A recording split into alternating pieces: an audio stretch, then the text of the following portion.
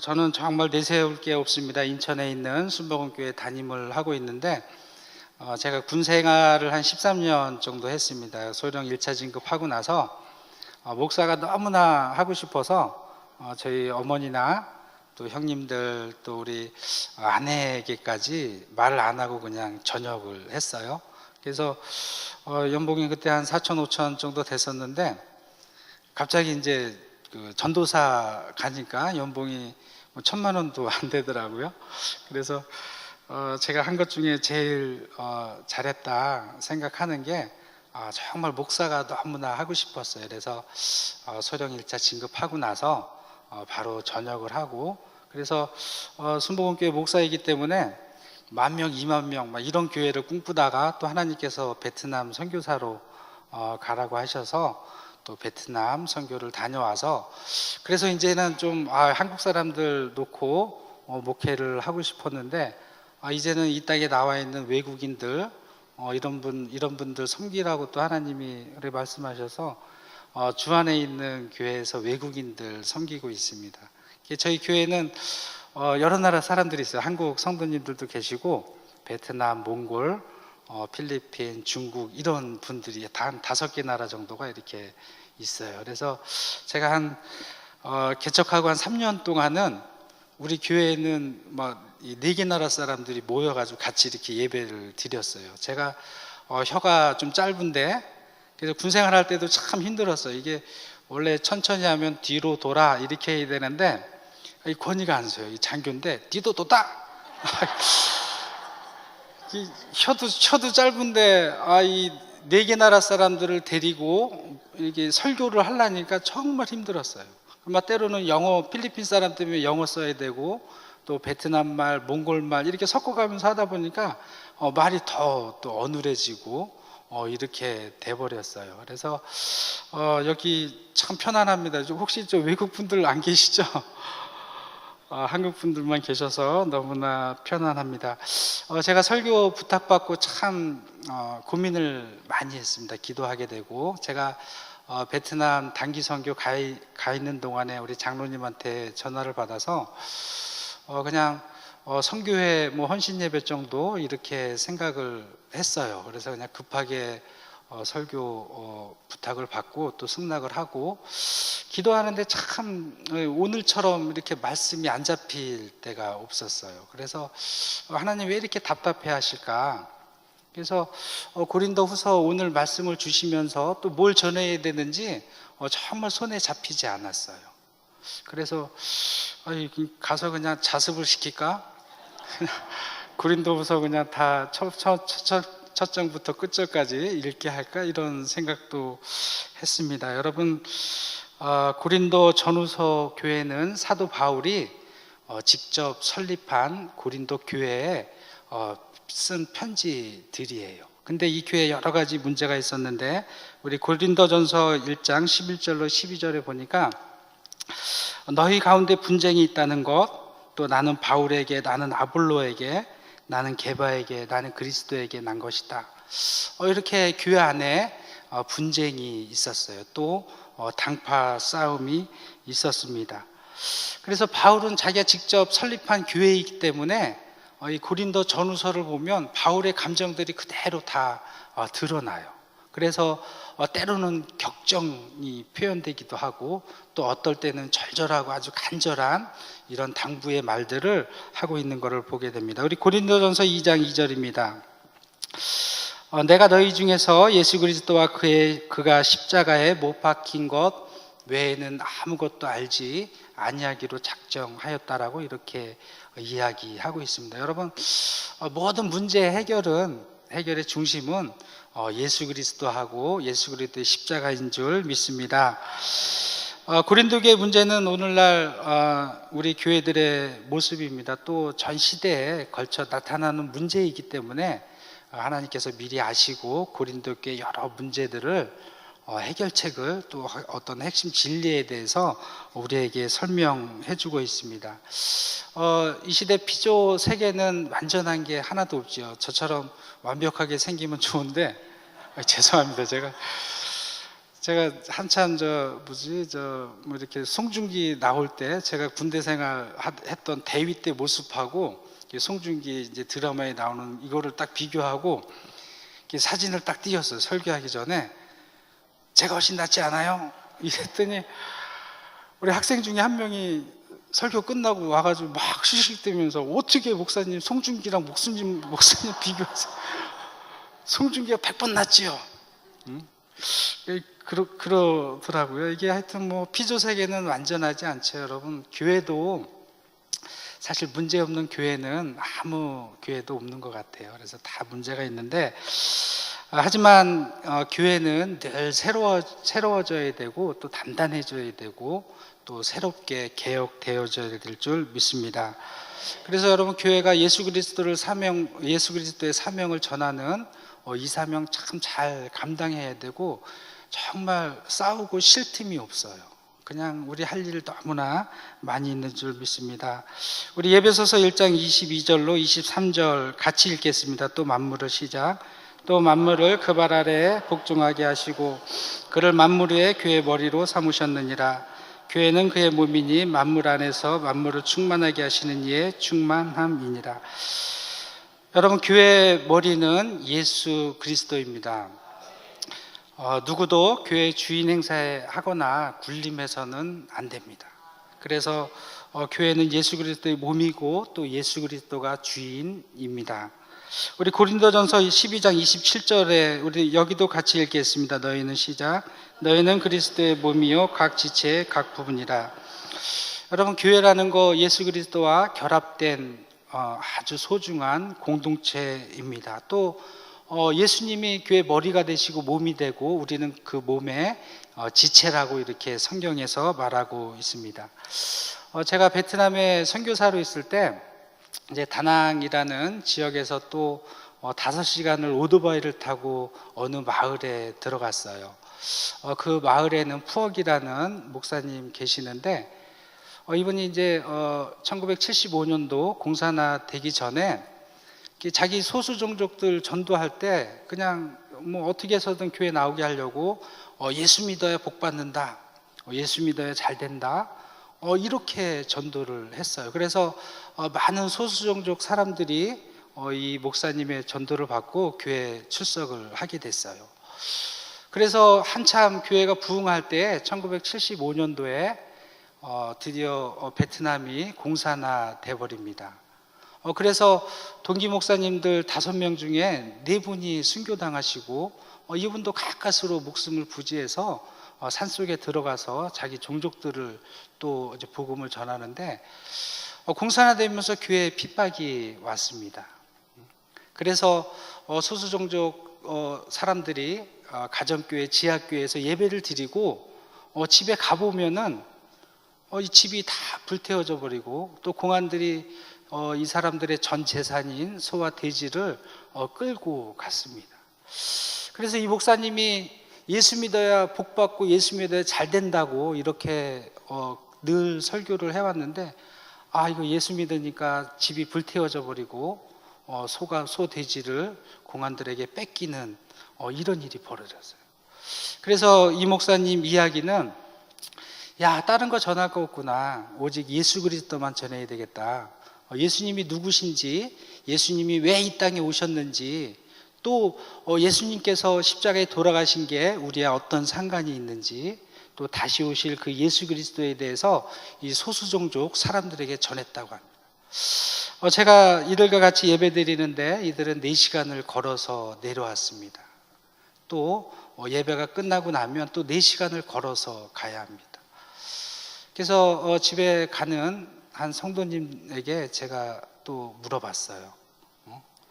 집사님, 지금 또 예배 드리고 갔는데 공안들이 집 불태워버리면 어떻게 해요?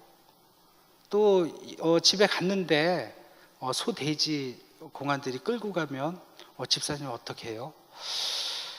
이렇게 물었을 때 이 집사님의 대답이 저희였던 목회 방향이 돼버렸어요. 선교사님, 목사님, 소돼지는 끌고 갈 수 있어도 내 안에 있는 예수 그리스도는 끌고 갈 수 없습니다. 내 집은 불태울 수 있어도 내 안에 있는 예수 그리스도는 불태울 수 없습니다.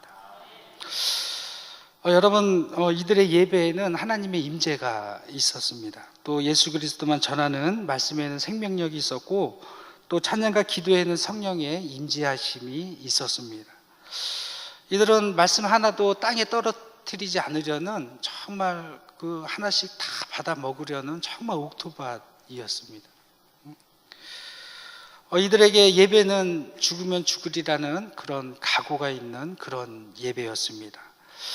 여러분, 이런 교회가 분명 예수 그리스도와 한 몸인 그런 교회인 줄 믿습니다. 이 가난한 성도들은 예수 그리스도 몸에 정말 각 지체가 되어서 예수 그리스도와 함께 예배하며 찬양하는 그런 성도의 모습이었습니다. 저는 이들의 예배를 같이 드리면서 정말 예수님의 눈물을 봤습니다.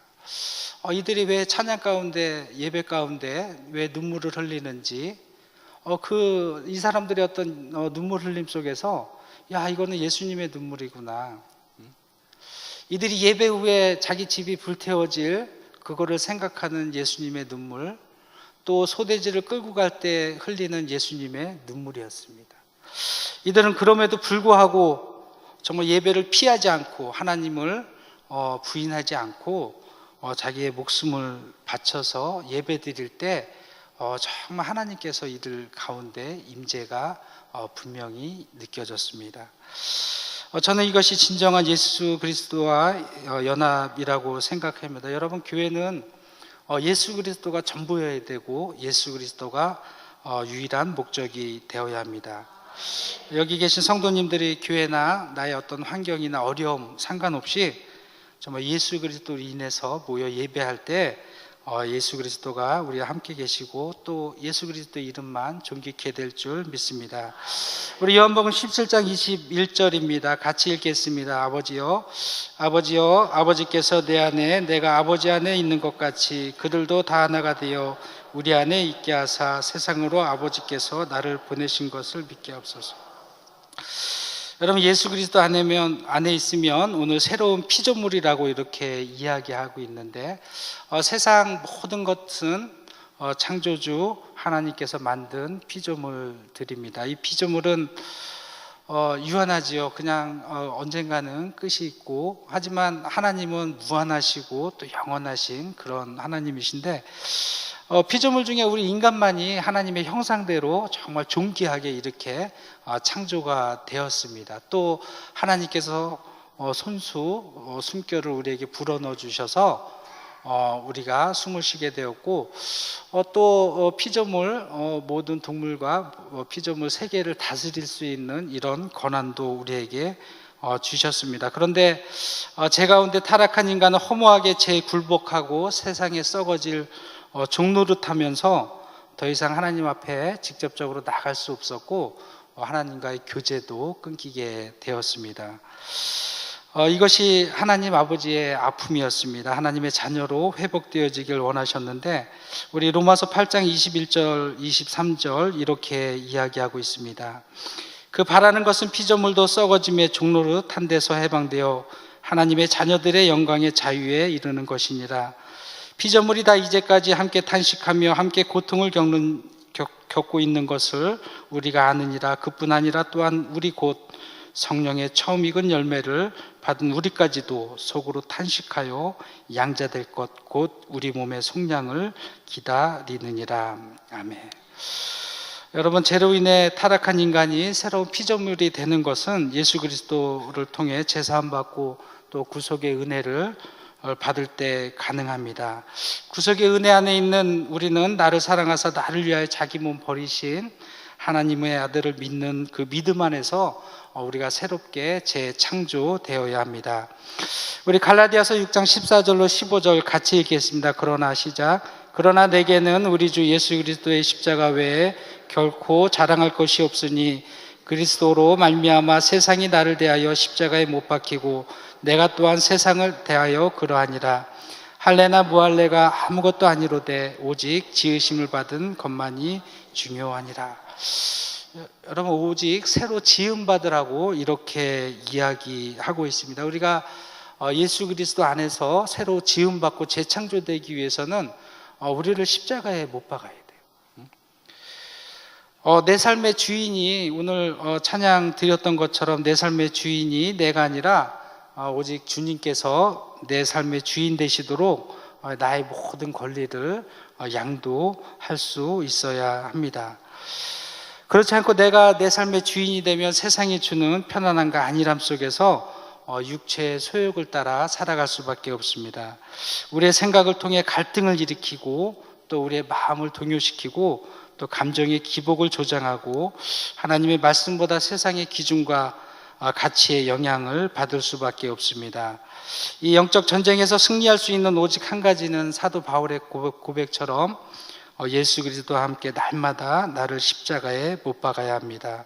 우리 갈라디아서 2장 20절 고백하는 마음으로 같이 읽겠습니다. 내가 그리스도와 함께 십자가에 못 박혔나니 그런즉 이제는 내가 사는 것이 아니요 오직 내 안에 그리스도께서 사시는 것이라. 이제 내가 육체 가운데 사는 것은 나를 사랑하사 나를 위하여 자기 자신을 버리신 하나님의 아들을 믿는 믿음 안에서 사는 것이라. 여러분, 십자가는 있는데 예수님이 없는 그런 교회들이 있어요. 또 목회자는 보이는데 예수님이 보이지 않는 그런 교회들이 분명히 있습니다. 또 예배는 드리는데 예수 그리스도가 없는 아주 공허한 이런 예배가 분명히 있습니다. 그래서 예수 그리스도가 없는 교회와 성도는 자기 열심, 자기 만족을 가지고 하나님을 경배한다고 하지만은 그 안에는 하나님의 임재가 하지 않는 그런 공허함입니다. 그래서 늘 공허하고 허전합니다. 그래서 예배를 드려도 만족함이 없고 설교를 들어도 내 안에 와닿는 것이 없게 되지요. 그래서 누군가 이거를 채워주기를 원하지만은 정말 어떤 목회자나 구역장이 우리의 이런 필요들을 여러분 채워줄 수 없어요. 그래서 정말 내 안에 예수 그리스도만이 이 모든 것들을 채워줄 줄 믿습니다. 저희 교회는 다문화 다국적 교회예요. 그래서 교회 안에 한국 교회 또 베트남 교회, 몽골 교회 이렇게 따로따로 이렇게 예배를 드려요. 그래서 좀 재미있어요. 그냥 이 각 나라 사람들이 다 모여서 같이 이렇게 수다도 떨고 또 같이 음식 나누고 지금 아주 제일 좋을 때인 것 같아요. 성도들이 많지 않기 때문에 그냥 같이 어울려서 이렇게 살아갑니다. 근데 한국 성도님들이 불만이 참 많았어요. 그래서 오늘도 목사님 어디 가세요? 이래가지고 강남 간다. 그랬더니 강남에 왜요? 놀러 간다. 그랬더니 목사님 그 시커먼 얼굴로는 강남에 안 먹히는데 팩 좀 하시죠 이러더라고요. 그래서 이제 우리 교회가 그래서 한국 성도들이 이렇게 좀 역차별 받아요. 우리는 11시 예배도 우리 외국 분들한테 이렇게 내어주고 저희는 또 9시 반에 또 이렇게 예배를 드려요. 그래서 점심 먹을 때도 항상 외국인들 먼저 먹고 남은 찌꺼기 또 먹어요. 그러면서 제가 선교사로 이렇게 지내왔기 때문에 베트남에 이제 선교를 계속 하게 됐어요. 그러면서 작은 교회지만은 베트남 라클라이라는 그 소수종족 마을에 8개의 교회를 건축을 해서 이제 거기 현지 목사님들에게 다 이렇게 이양을 했어요. 그래서 우리 성도들이 늘 목사님 우리도 상가교회인데 우리도 좀 넓히고 우리도 좀 뻔듯하게 해야지 목사님 맨날 교회 돈만 생기면 다 선교하는 데 쏟아붓는다고 막 이렇게 이야기들을 해요. 그래서 제가 2015년도, 14년도, 15년도에는 우리 한 한국 성도들 다 그냥 1년에 한 5번, 6번에 나눠가지고 다 베트남에 데리고 갔어요. 그래서 왜 선교해야 되는지, 니들 잘 먹고 잘 살잖아. 이 사람들은 물이 없어서 그냥 웅덩이에 있는 이런 물을 받아먹고 빗물 받아서 생활하고 또 화장실도 없는데 니들은 화장실에서 죄송합니다 똥 싸잖아. 이렇게 가면은 화장실 어디예요? 그러면 이래요.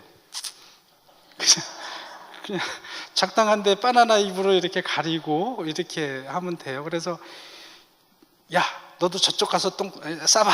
그리고 한번 실습도 이렇게 시키고 이러면서 교회가 선교 개척 교회 건축하는데 매진을 했어요. 근데 여러분 아직도 사회주의 국가인 베트남에서 교회를 건축한다라는 거는 정말 많은 고난과 희생이 따라오게 돼요. 어떤 교회는 건조교회 우리 하이 목사님은 교회 건축한다는 이유만으로 공안들에게 20번을 잡혀갔어요. 그리고 19번째 잡혀가고 와서 뭐 고문도 당하고 협박도 당하고 저한테 전화 와서 목사님 이제 못하겠어요. 정말 힘들어요. 저 교회 안 질래요. 막 이러시더라고요. 그래서 목사님 우리 교회에서 같이 기도하고 있어요. 교회라는 거 예수님의 피값으로 세워지는 것이기 때문에 우리의 목숨을 바치고 생명을 드리고 우리가 순교할 각오가 있어야 그 교회가 세워져요. 목사님 그냥 죽을 각오하세요. 그래서 20번째 갔을 때 그래 죽이든지 살리든지 내가 죽더라도 교회는 꼭 건축해야 돼. 이러면서 강하고 담대하게 나가서 드디어 20번째 교회 허가를 받아서 지금은 성도들이 300명 모이고 또 10개 지교회를 이렇게 개척을 했어요. 또 저희 교회가 건축한 또 교회 중에 하나는 교회 건축을 했어요. 다 했는데 공안들이 이제 뇌물도 요구하고 또 이 건축한 교회 예배를 못 드리게 해요. 그래서 6개월 동안 이 교회가 바라보는 산 위에 가서 비가 오든지 떼약 뺏어서도 이 교회를 바라보면서 6개월 동안 이 사람들이 예배 드렸어요. 그러고 나서 6개월 동안의 그 아픈 과정을 겪고 나서 오히려 성도들이 더 단단해지고 믿음이 성장해서 지금은 800명이 보여요.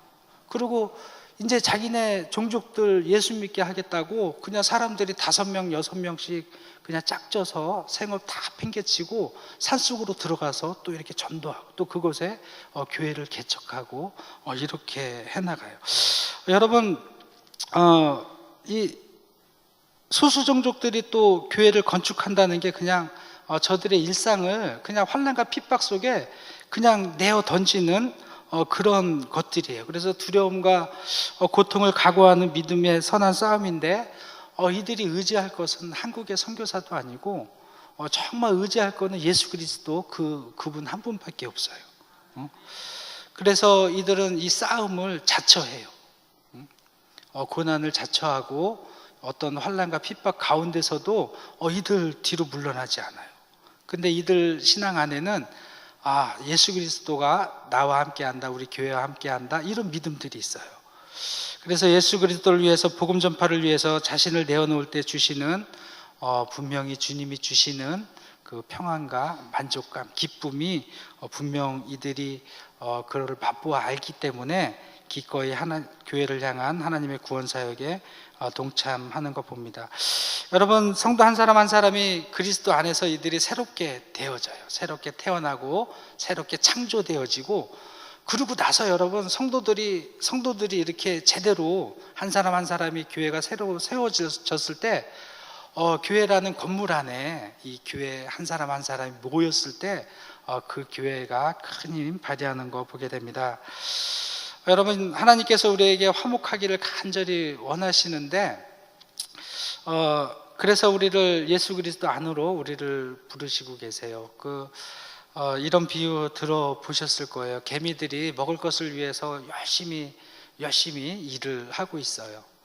근데 100m 전방에서는 포크레인이 막 땅을 파헤치고 이러고 오고 있어요. 그래서 사람이 가서 개미에게 야 빨리 피해, 이제 포크레인이 땅 파헤치고 있어, 너 빨리 도망가. 이렇게 아무리 사람의 소리로 이야기해도 개미는 알아들을 수가 없어요.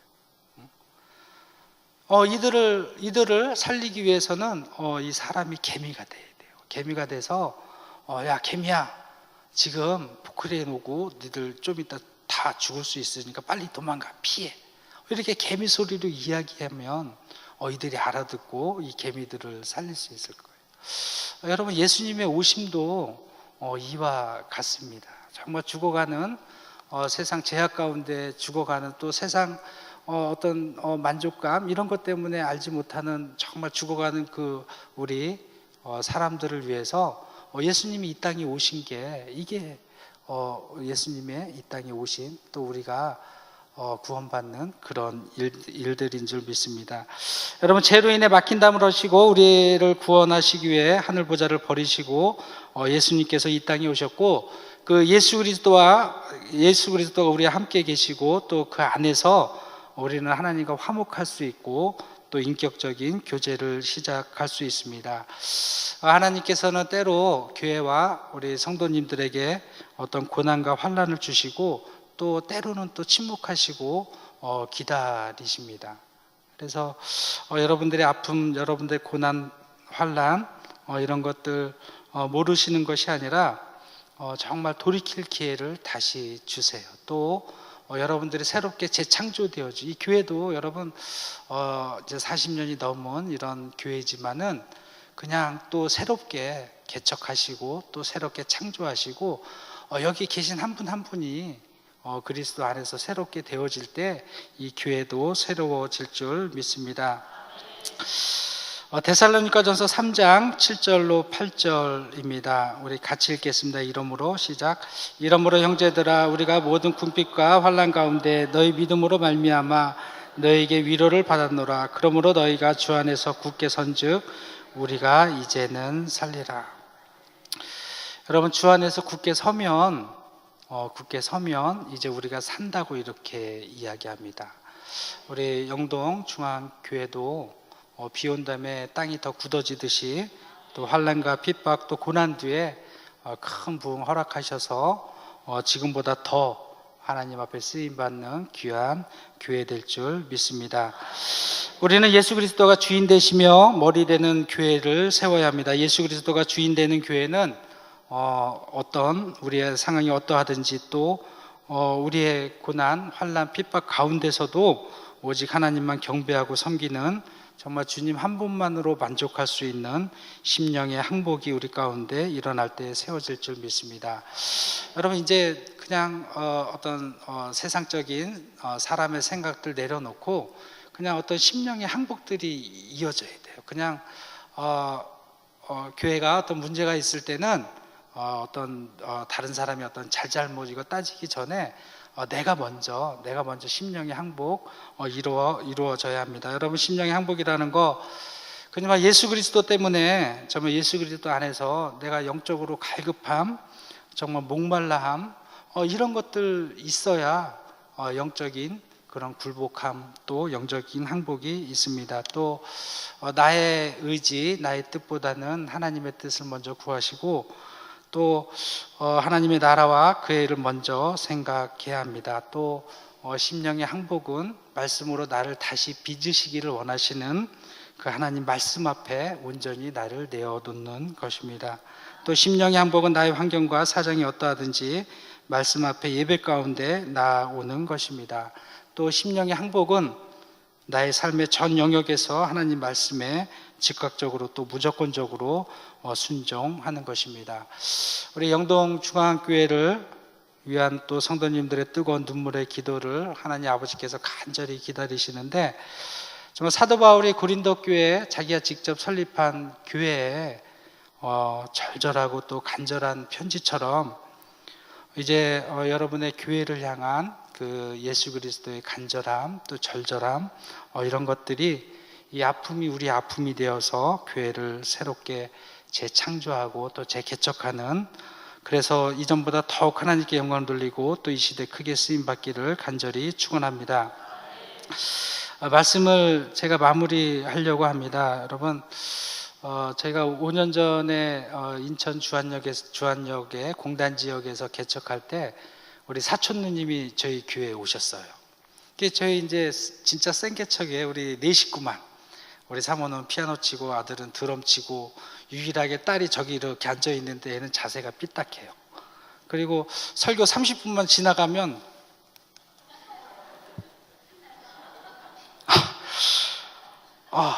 아주 얘가 나를 괴롭히더라. 또 아들은 또 설교 끝나면은 와가지고 아빠 설교가 왜 이래? 설교 준비했어 안 했어? 그래가지고 제가 개척한 지 한 달 만에 야 새끼야 이번 주 주일날 네가 한번 설교해봐. 그랬더니 우리 사모랑 딸이 아들이 더 낫네. 이러셔요. 제가 말주변이 잘 없어요. 그냥 말주변이 없어서 설교도 잘 못하고 이렇게 하는데, 아들은 잘하더라. 그러면서 참 힘든 시간들을 지냈어요. 그냥 늘 그냥 한 달 넘게 그냥 네 식구가 이렇게 앉아가지고 참 이게 마누라랑 아들, 딸 앞에다 놓고 설교하는 게 참 힘들더라고. 그런데 우리 사촌 누님이 마트를 하셨는데, 드디어 첫 성도가 되어 주셨어요. 그래서 전혀 신앙이 없던 분인데 너무 불쌍하니까 꼭 이렇게 예배에 참석을 하셨어요. 근데 저를 갈구더라고. 예배당에 딱 들어오면 좌석을 쭉 봐요. 보면서 꼭 한마디 해요. 야, 이재상, 왜 이렇게 손님이 없냐? 너 영업하는 거야, 안 하는 거야? 참 매번 그래서 열심히 막 영업했습니다. 영업하고. 근데 여러분, 제가 이런 말 드리는 게, 손님이라는 거 제가 개척해 보니까 분명히 교회에 손님이 있더라고요. 근데 한 3번 정도 이렇게 물갈이가 돼야 정말 내 교회다 이렇게 생각하는 성도들이 그때 이렇게 남게 되더라고요. 근데 손님은 좀 뭐 맛이 없거나 자기 취향이 안 맞으면 그냥 이렇게 떠나가 버리더라고요. 여기 계신 분들은 교회 손님이 아닌 줄 믿습니다. 다시 영동중앙교회를 개척하는 심정으로 여러분이 하나가 되어야 합니다. 또 이런저런 핑계대며 떠나는 교회 손님이 아니라 교회와 예수 그리스도 한 몸을 이루시는 여러분 되시기를 간절히 축원합니다. 여러분, 골고다의 언덕에서 힘겨운 십자가를 끝까지 지고 가시던 예수님의 모습과 또 영동중앙교회 성도님들이 주님의 교회를 위해서 흘리는 그 피와 땀 또 눈물의 기도 하나님께서 반드시 기억하시고 지금의 상황 속에서 같이 아파하시며 또 이 모든 문제들 예수 그리스도 안에서 좋게 해결될 줄 믿습니다.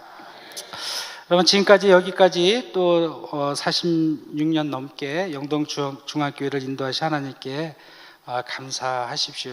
제가 설교 준비하면서 하나님이 이런 말씀 주셨어요. 영동중앙교회는 지금까지 믿음을 지켜온 예배자들이 예수 그리스도의 터 위에 세우심을 입은 교회다. 또 영동중앙교회는 예수 그리스도께서 친히 십자가에 피와 찢기신 몸으로 세워진 나의 교회다.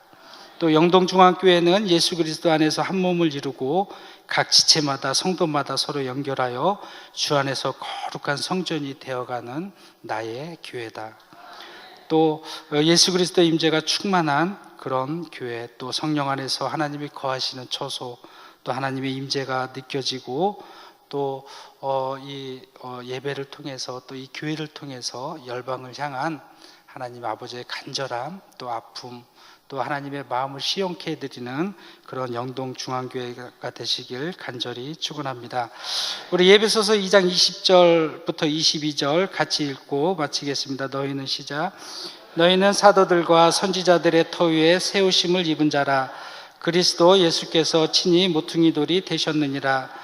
그의 안에서 건물마다 서로 연결하여 주 안에서 성전이 되어가고 너희도 성령 안에서 하나님이 거하실 처소가 되기 위하여 그리스도 예수 안에서 함께 지어져 가느니라. 기도하시겠습니다.